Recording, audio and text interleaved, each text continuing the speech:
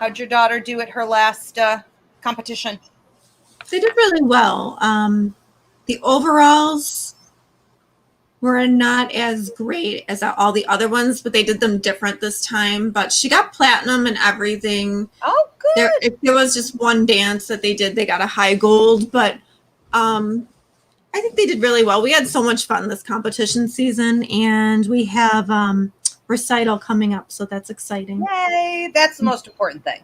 If it stops being fun. Oh, yeah. Every minute is like a blessing. That's awesome.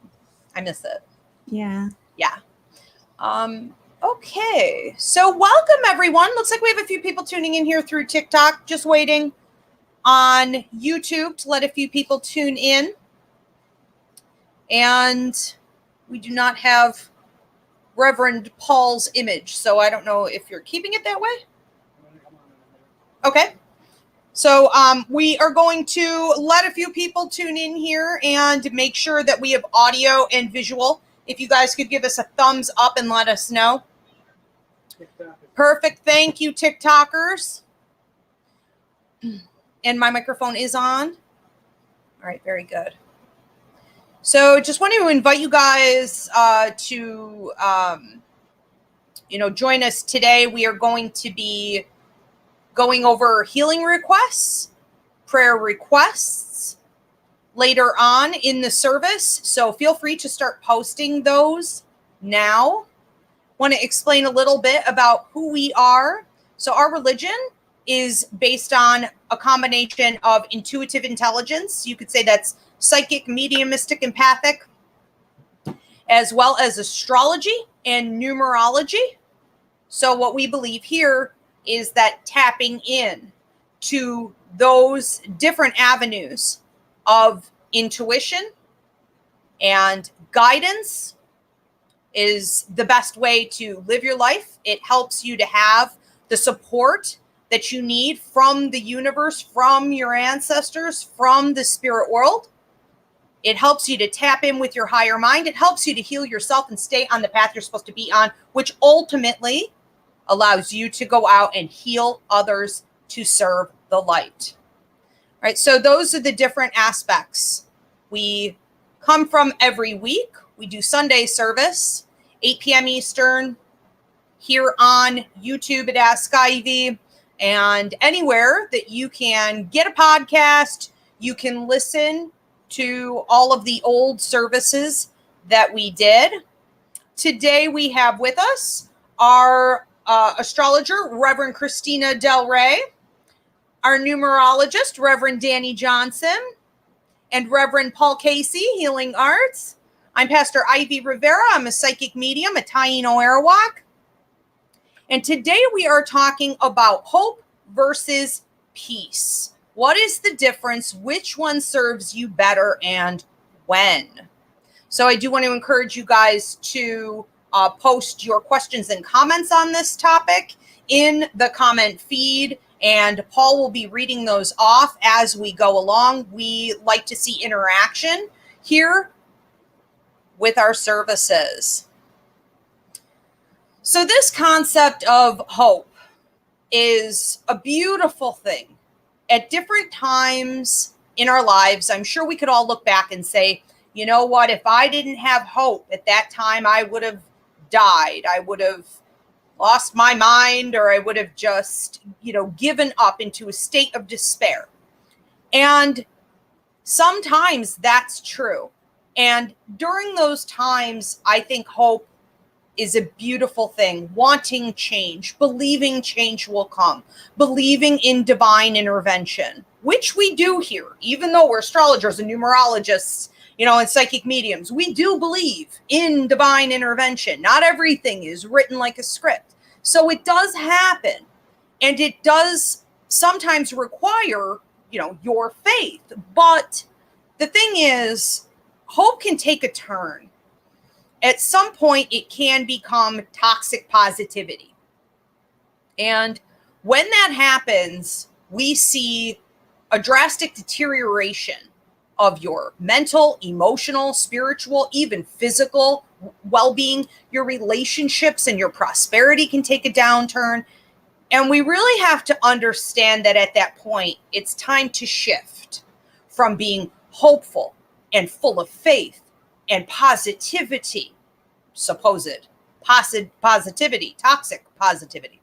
We have to shift to a sense of peace, inner peace and well-being. And I think that it's pretty obvious when it's time to sort of give it up. We would notice that we're frustrated, we're anxious, we're restless. We are looking outside ourselves for people or circumstances to serve us better. There's a sense of lack. And that's a sign that it's time for you to accept peace. And accepting that peace is all about saying to yourself in an honest way, I know that I will be okay regardless of the outcome, no matter what happens. If I do get what I want, if I don't get what I want, if this person does change, if the circumstances, eventually meets my needs or my desires, no matter the outcome, I will be okay. And making that decision is what I think God wants for us. That gives us our power back. And so there is a huge weight lifted if you've been feeding toxic positivity and hope and faith, and you switch to inner peace, being centered, being rooted, knowing that you are okay. One of the things that you could do to help that along too is to not focus on the past. So this is all about mind control. The biggest question my clients and my students come to me with is, how do I do it? But how do I do it? But how do I do it? You have to choose to do it and then actually follow through on it. You have to apply it. Apply the self-control. Stop your negative thinking. Replace that negative thinking with something more positive, like gratitude. Okay, look around for things that you could be appreciative of. But it doesn't just happen overnight. You have to think of how long it is that you've had that dysfunctional habit of overthinking, worrying, okay? And then you need to replace it, sometimes with even double the amount of time. So it requires that you form a new habit and you are diligent in stopping those thoughts. If you're connected to the past, you're going to feel heavy, depressive, hopeless, despair. If you are thinking too much into the future, again, you've got to stop, control those thoughts, pull your energy back, pull your mindfulness to the present moment and stay there. If you're in the future, you're going to feel anxious, nervous. You're going to have this egotistical approach of wanting to control. It's fear-based. So that simple trick of staying present, or like we always say here, get comfortable being uncomfortable. It will get easier, but it does require a lot of work. I want to talk about a couple key areas that I've been affected personally, and I see my clients and students affected by this hope that turns to toxic positivity, and how peace, inner balance works for them better. So I want to talk about the influence I've had from the Catholic Church. Growing up Catholic, going to Catholic school for several years, and being forced into that atmosphere put a lot of guilt on me, as I know it did a lot of you. Telling me essentially that it was a sin not to have hope. It was a sin not to keep the faith. It was, in a way, punishable. And that if I had prayed for something and I worried about it and I lost some of that hope, I lost some of that faith, I lost it. I lost the anointing. I lost the blessing. It wasn't coming. The grace would not be, but that's it. You negate your prayer. Now, I actually believe that that's true in prayer, in law of attraction, in manifestation. It's all the same thing. Now, if you want something and you're focused on something, and it is rightfully yours, and you can keep that high vibration and stay in tune with it, you can potentially pull it into you. But what I didn't appreciate about the way the church had presented it was that I had to keep in this almost defenseless, lack of empowered state. It was like a wishing, and it was fantasy-like. I did not see my circumstances improve. Years and years of prayer to get me out of abusive, toxic situations in my family. There was no escape. I didn't get what I was asking and praying for. However, what that toxic positivity taught me was to focus too much on the bigger picture. And I wasn't always comprehending those smaller instances when Spirit was reaching out, when Spirit was rescuing me, when Spirit did show up with a sense of peace or protection, or did alter my circumstances a bit, or gave me some hope to hold on to that was more legitimate, giving me a gift of some kind in my life that I could receive. When you're too busy looking at the big picture, you can miss all the most important things, the smaller things, that still small voice, those little moments that add up to not be so little. And I should have been focused more on those things. It would have given me more strength to see my way through, because you're not going to get rescued from everything. Sometimes you are going to have to see your way through it. You're not going to get out of it. So I wish I had known that. Right. I also feel that if you focus too much on, your religion, your faith, whatever it is, that tells you from people in a position of authority, okay, within your religious order, your church, when they tell you to continuously give it up to God, give it up to God, give it up to God, pray, pray, pray, get these prayer groups together, you go to the priest, you just ask for help and these blessings, and will it happen? Woe is me. You're really abdicating your responsibility a lot of the time. And that's very dangerous, because what I have found through intuitive intelligence, numerology, astrology, is that we are responsible to use our free will a lot more than we realize. And so there could be things that you're supposed to be doing to improve your situation, but instead you're too busy praying for that intervention, okay, and giving up your power to the authority. All right, so the second area I want to talk about today is health, and the way that we can sometimes find we're battling with a health issue, and we're not going to be reversing this thing. We're not, even if we get a reprieve, we're not going to be able to be positive it won't come back. It may be something that we must maintain. When we are maintaining a health issue, I think it's really important at different times to have hope. I think that can save your life, absolutely. But when it becomes toxic, it's no longer working for you. It would be better for you to say, I will be okay regardless of this outcome. My soul, my spirit will be okay. I'm in alignment with the universe. I am loved. I am cared for. There's a purpose to this. There are lessons to this. There's a reason for all of this. And I'm going to focus on all of that instead.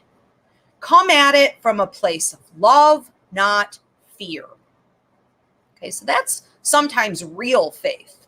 And that's sometimes where we see our breakthrough. That's sometimes where we see results. Again, don't go in it hoping for that necessarily. It's the journey, not the outcome. But when we look at things that can help us to stay in that mindfulness, things like energy work, Reiki, things that can come from outside sources, or you could give it, to yourself. These are the things that help us align our chakras, clear out blocks, clear out toxic energy.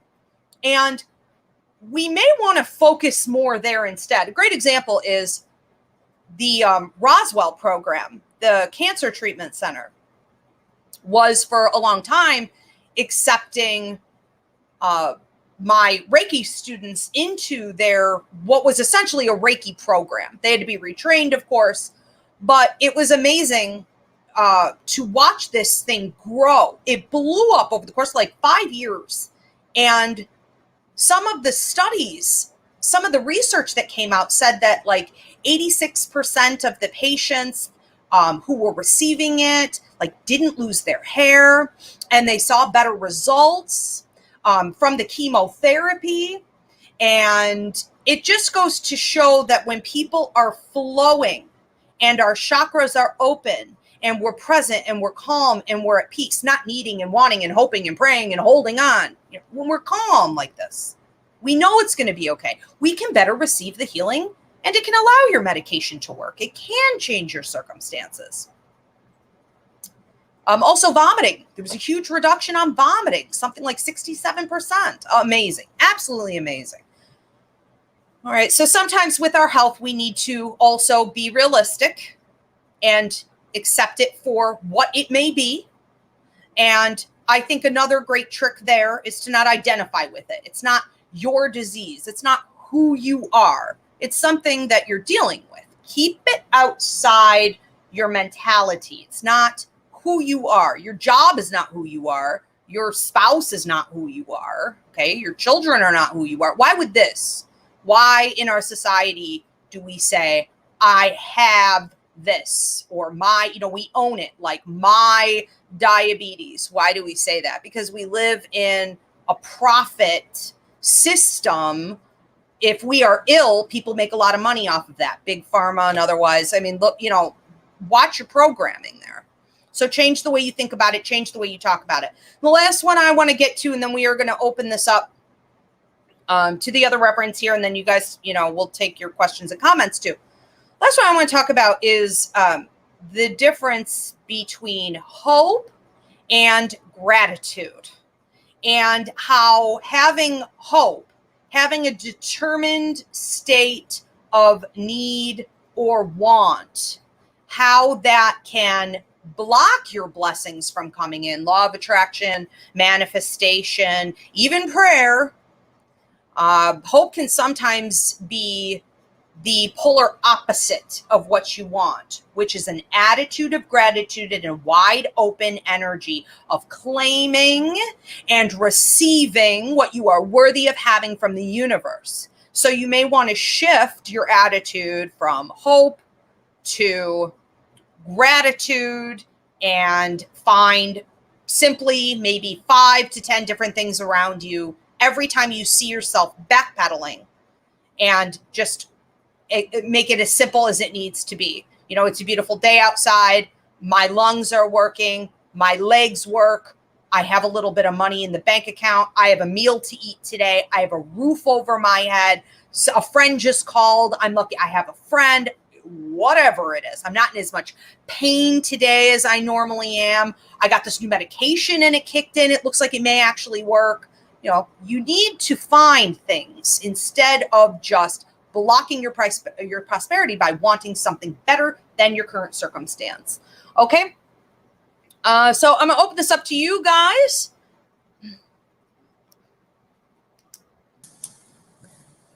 Well, Ivy, I appreciate you sharing and saying how praying without just prayer without anything behind it, how misleading and toxic that is. That's I think even like in scripture it says that like faith without works is dead. So it's like you just can't pray and then expect for anything to happen.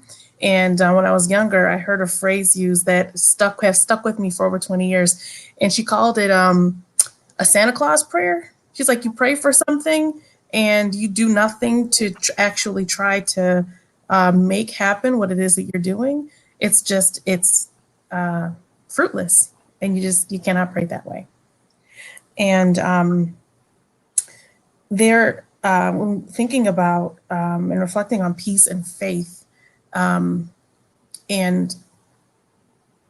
hope and peace, peace is just that trust that you know that things are going to work, things are going to be okay, and that there is more to the story than what is being shown right here. And there's in this concept of letting go, especially like when thinking about the numerology. So of course, like all the numbers have, the higher and lower polarities, but when it comes to peace is being that ability to be able to let go and be free and to not feel the need to hold on to things. And it's interesting because the numbers 3 and 5 are the numbers, especially at the higher polarity, are the numbers that allow for us, whether it be the life path number, the expression number, the heart's desire number. Number 3 allows for us to be creative, to be in the flow, and to allow for that natural creative energy to flow through us, and to have us this a lightheartedness. Now, the thing is, we have to be careful with 3 because the number 3, if we're not careful, if we have no discipline, then we run the risk of not attaining any of the goals that we have and just being a little too carefree. So the number 3 allows for us to let go and to be in that authentic flow. Also with number 5 is the number of like freedom and liberation. And what's interesting because we are living in a number 5 year right now. And so folks with the number 5 energy, especially at the higher polarity, thrive in that sense of freedom and feeling liberated. And when realizing, something isn't working, I'm going to let it go. I'm going to just move on to something else. I'm going to do something that allows for me to feel free and allow for the air to flow in me. And in a way, it's kind of like once every stone unturned, it's like I turned over every stone, I'm good. All right, great. So that's what those numbers can do when we're connected to them. I was just going to say, I like hearing that so much more because generally we're told too that like if you Google, and this is why I love your numerology class because it's so much more in depth and accurate, but typically you Google things like 3, you'll find an angel numbers or whatever. They say it's the Trinity. It's the Trinity, which can, based on our programming, take us in the wrong direction. Or, it can be that letting go. And then, 5, we think of as huge change, but that change can be freedom and liberation. It's so exciting. Mm-hmm. Absolutely. And I feel like it definitely connects with hope versus peace, and especially the concept of peace when praying and just asking for guidance and intervention, just on situations that are good and positive, but you just know that just change needs to happen. There just needs to be some fresh energy, some fresh air, right? And I felt this one day, and you teach us through it in mediumship about automatic writing. And with my guides and one of the saints who is protective, I asked, for guidance in this. And I felt my guides, and one of the saints say, you've got to close this chapter. And when I heard that, I said, oh my gosh, close a chapter. And it just kind of freaked me out a little bit. And then she said, girl, she's like, listen, you close a chapter so that you can open the next one. She said, have you ever read a book with just the characters just in one chapter? He's like, what kind of a crappy book is that? Well, excuse me for saying crappy in our service, but it's like, what kind of a book are the characters and situations and environments only in one chapter? He's like, you close that chapter so that you can open the next one. And that I feel like relates to a cord cutting. When you describe cord cutting and you teach us about that mediumship, you can cut the cord with a situation, with an environment, with a people or a person, especially when you know that people and situations and environments are meant for you. Like, that you have a contract with them. Cut the cords in that particular space so that cut that energy out, let it go, and sign on to that new contract. And if anyone is meant in the environments and the work and everything is meant, they're going to be on that new contract when you sign on to it with fresh air, with fresh blood, with everything. So that was really freeing, really super freeing. And I had to get past that first initial phrase. And I almost kind of heard, can I finish? Like, like when I was, kind of worried in that way. And that's where that peace, it can be so empowering and really liberating. It's like taking a break, and it feels like taking a break. It feels like taking a break. And I love how you said I think it was a Bible verse or something. You said, peace, part of peace is knowing that there's more going on than what meets the eye. Mm-hmm. That's so true. And that's a big part of that letting go, is that you have to understand that we don't have all the answers right in front of us right now. There's stuff happening for sure. Yeah. Excellent.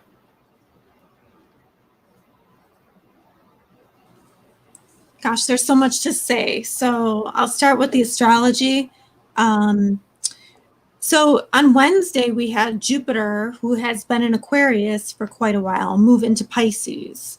And it's only going to be there from last Wednesday till July 18th. So we're getting like a little glimpse of what we're going to get in December toward the end of the year and next year. But, Pisces is a very spiritual sign, and this does actually bring a lot of hope, a lot of peace, a lot of faith, a lot of healing, expansion. So if you felt this vibration like in the past week or so, and I know that I have felt it as well, this is just a little glimpse of what is to come, and it's great. However, the shadow side of Pisces as well is escapism, drugs, alcohol, shopping, fantasy. And the problem with hope is that, it is a higher vibration than like, anger or frustration, but it is not the highest of vibrations. And with hope's okay, but you really want to try to aim higher if you can. And, gratitude is much better. Love is the highest. So we want to go to like, slowing down, being present, and then appreciating whatever you can in your environment. I've been taking walks lately and just appreciating the flowers, appreciating how pretty things look. Take this time to heal whatever you have that, needs healing, because Jupiter and Pisces is really good for that. And, the good part about Jupiter and Pisces too is like faith. So, you have to trust that you don't know what's going on, but as things come, you really have to deal with the reality of the situation. You might hope or wish that something was different, but it's not different. You know what I mean? And so you have to look at what is in front of you, and you have to say, if you say, okay, this makes me really sad, what I'm looking at.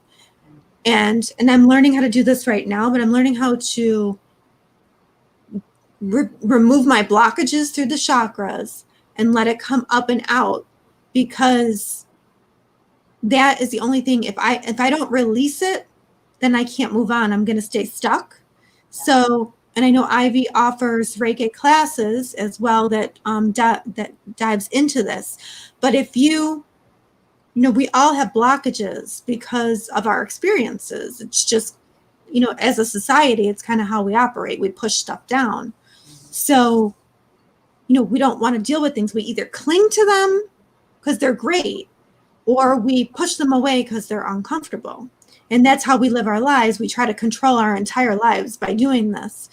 And it doesn't really work out very well for us. So Saturn this month is going to go retrograde on the 23rd. And when it stations, it becomes the most powerful. And Saturn, while Jupiter in Pisces is like, la la, I'm, happy and I'm healing and I'm maybe escaping into fantasy and I'm spiritual and I'm, all these things.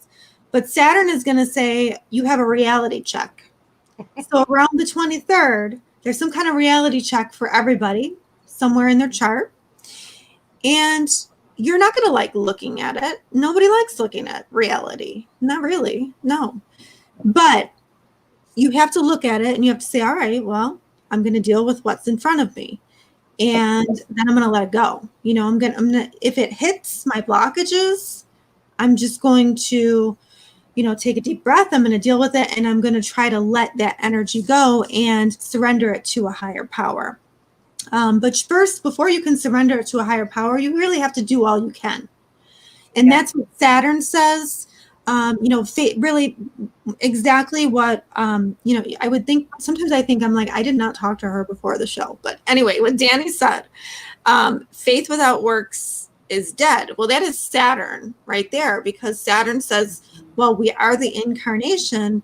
We have to do the work to get the reward later on. So it's like you have to do all you can first, and then you surrender it. And you know, we have some control, but we don't have a ton. You know, like we have to release to the universe. So I guess, you know, deal with what is in front of you, sit with it.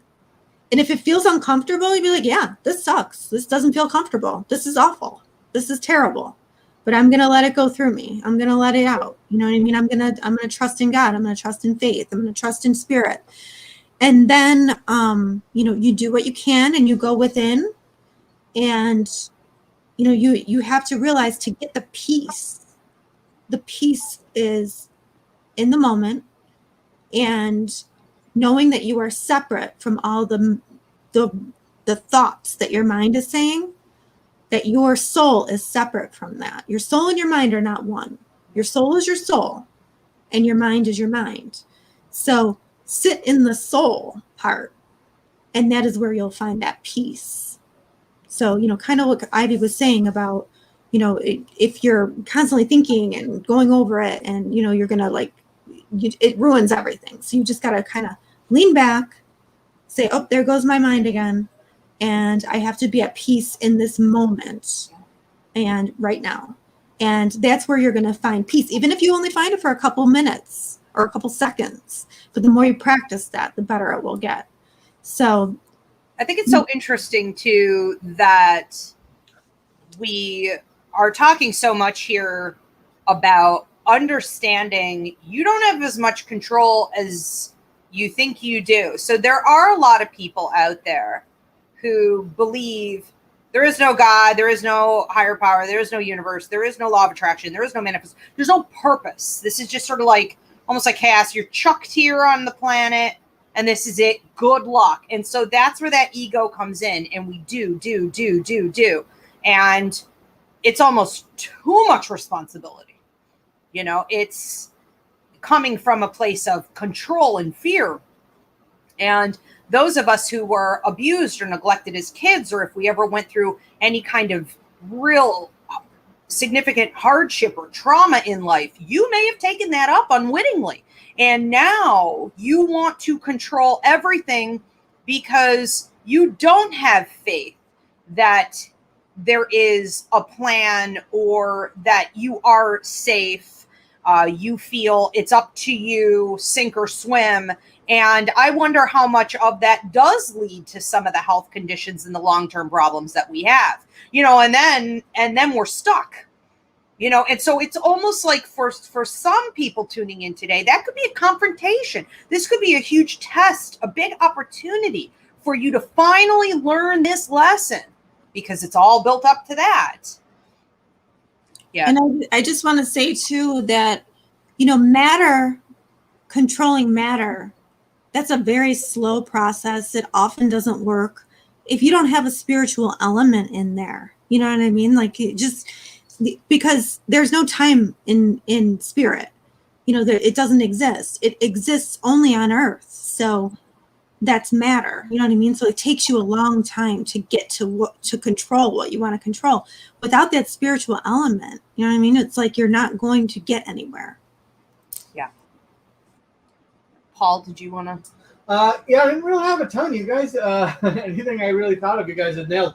But I did like the point you had brought up, like towards the end of yours, and that Christina had brought out further, is that, you know, everyone has this hope to get out of this situation, pretty much, instead of just realizing that their situation's them and it's always going to be, and it's just like kind of taking it with you and how you go with it instead of getting out of it. It's how do you grow it, how do you change it, you know. And I think trying to think like it's the lesson here. So it's like, what was that, suffering, the mini class you did? So, yeah, we did a mini class. It's in the playlist here on YouTube called Why Am I Suffering? And I think we talked about 5 key things to ease your...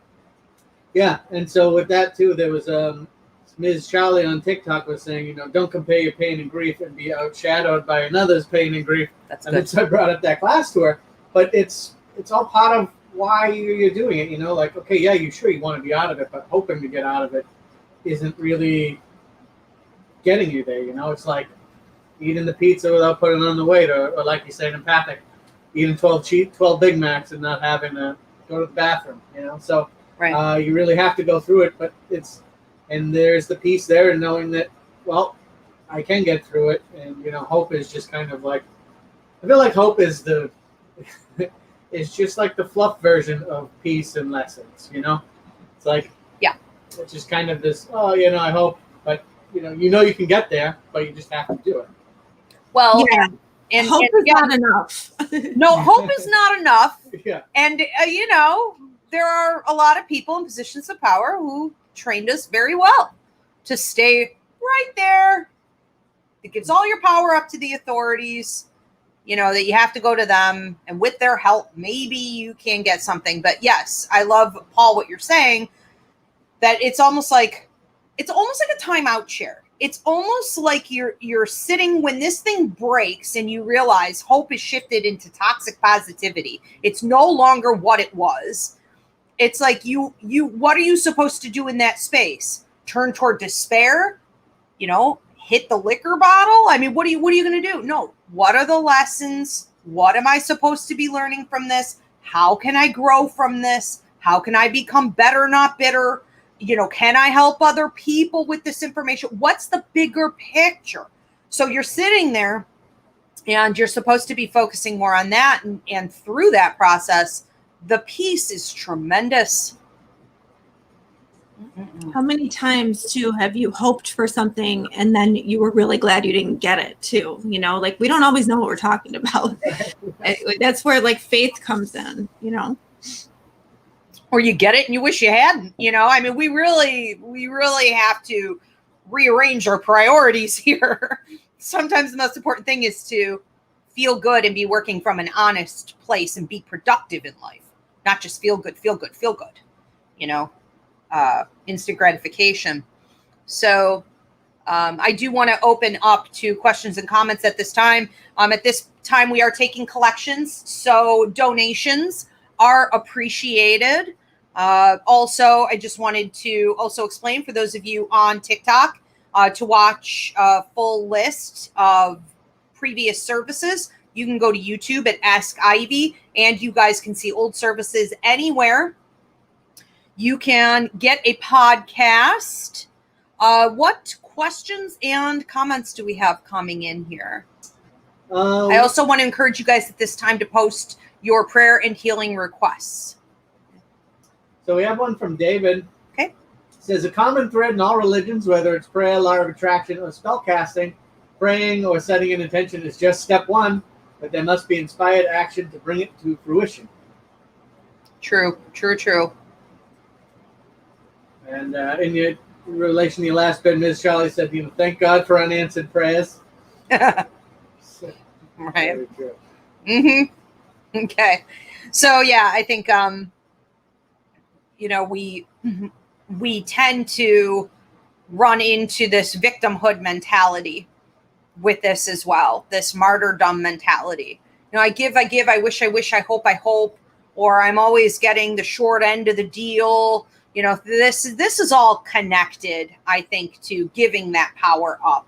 And it could have very well started from this type of training. I think that when we see this problem as a theme in our lives, we need to look back.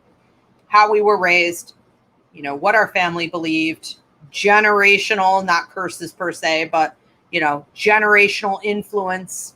And we need to decide once and for all, we're going to cut the chains and get free.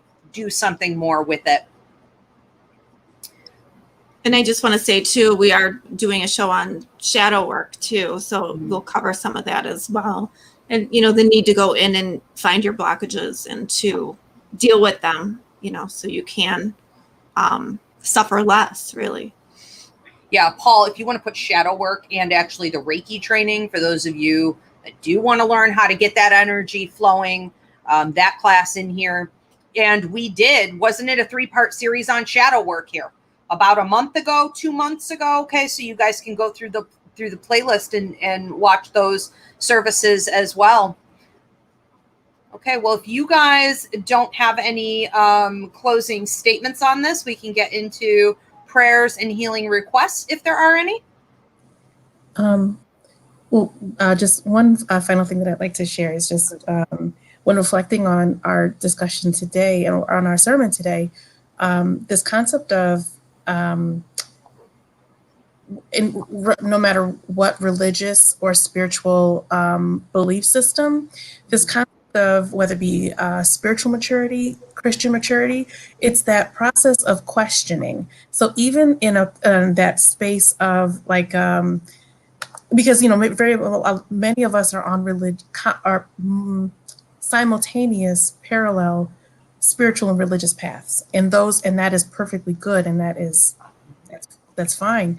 The thing is, for anyone who might be, if one of their particular paths might be a religious path, the thing is, questioning God, that is a part of that maturity. That's part of maturing in our relationship with God and Spirit. And there was a spiritual leader who told me that once, who said, the more that we mature in our spiritual growth, the more that we question God, and sometimes yell at God and ask the questions why. And that even deepens our faith. And with that maturity, I was thinking about there's a nun who, a good friend, who when I first met her, she told me she was a nun. And I said, oh, hi, sister, how are you? She said, mm-mm. She's like, those sweet little nuns who walk around with their little crosses, sing their little prayers, all that. She's like, yeah, no, that's not me. She said, I curse, I drink wine, I yell at God, but she said, I serve people. I serve the people. And she is such a great soul. And it's just kind of like a show that we are allowed to have peace, and we are allowed to be able to claim the lives that we want, and that nothing that is for us will demand our intentional pain. That's not why we're here. Right on, right on. And the close, the only other thing I wanted to say today was that I really do believe one door closes, 5 more open. I know we're big on one door closes, another door opens. And when you say that, one door closes, 5 more open, people go, not for me. I don't get anything. It's about perception. And it's about actually closing that door. You don't get it ahead of time. You have to step out in blind faith. You have to walk the walk to receive the benefits. But the truth of the matter is, we have many alternative futures available to us. It isn't a one-track road. So when we decide to leave something like toxic positivity behind, and we walk it out, we apply it, you will see multiple new options and opportunities open to you. You just have to be perceptive enough, and you have to expect them, and you have to embrace what comes, not pick that bad habit up again. Because sometimes what we see isn't, the equal of what we wanted. It doesn't equate to what we wanted. But that doesn't mean it can't turn out to be something even more amazing than what you originally had or what you originally wanted. You don't know where that journey will take you. So don't predetermine and judge that nothing will be worth it. No one new will be worth it. No new situation will be worth it. You will always be without. You don't know where that can lead. And we have many options. Did you guys have anything else, or do we have any prayer or healing requests? What's up? Plenty. Of prayer and healing requests. Okay, so let's get into these. Paul's going to be leading our prayers here today. Let's all join in and give the love and support to each other. Okay. First, we have Alicia, who's praying for a swift end to her homelessness. Let's lift that up and pray for Alicia. She gets back on her feet and off the streets, find a place for herself to live quickly. Amen. I have one from Ellie. She's just looking for some positive vibes sent her way. So let's send our energy over to Ellie. Get her up out of where she is. Yes. We have Vanessa. She's looking for healing prayers for her brother Alan to figure out his health issues. Slip that up for Vanessa, Alan, family. Claim that for Alan, figure that out. Get some answers. And then we have Look B. Prayers for any blocks leading to victimhood mentalities. So let's lift that up for Look B. Claim that.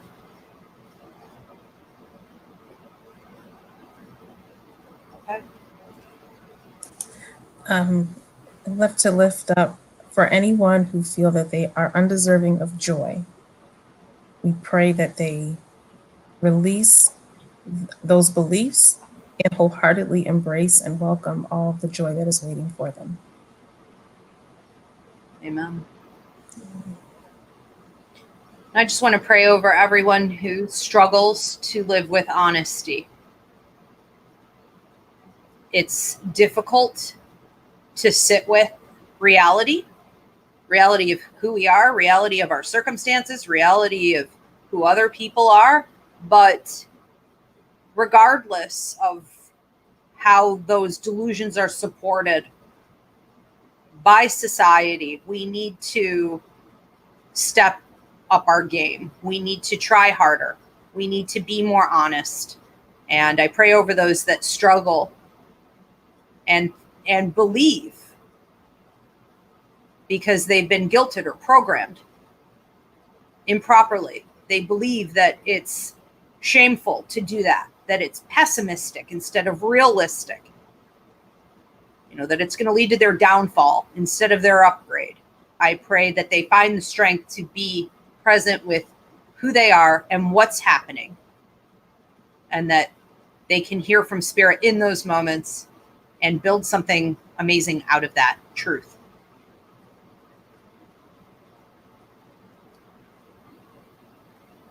We have one from Ms. Charlie. She's praying for Phyllis to have a painless crossover. Prayers for her to Ms. Charlie to understand this journey. Put that up for Charlie, Phyllis, and their families. Yes. All right, everyone. Well, thank you so much for being with us today. We will be doing a midweek prayer service. Usually we do that around Wednesday or Thursday should new things come up for you, or if you know of someone who needs it, please do spread the word on what we do here. I do ask everyone at this time to give this video a thumbs up. Please do subscribe or follow, and please do share this video. Spread the light. Remember, we all have a ministry. If you are here on earth, you have a job to do here in healing other people. It is everyone's task to take on, and this is one way that you can contribute to that. Again, we appreciate donations if you have not already done so, and we will see you guys next Sunday, 8 p.m. Eastern, back here for Roots Revival, InterFaith. Thank you, Christina, Danny, Paul, Spirit, and everyone tuning in. Have a great night, everybody. You too. Wonderful to be here.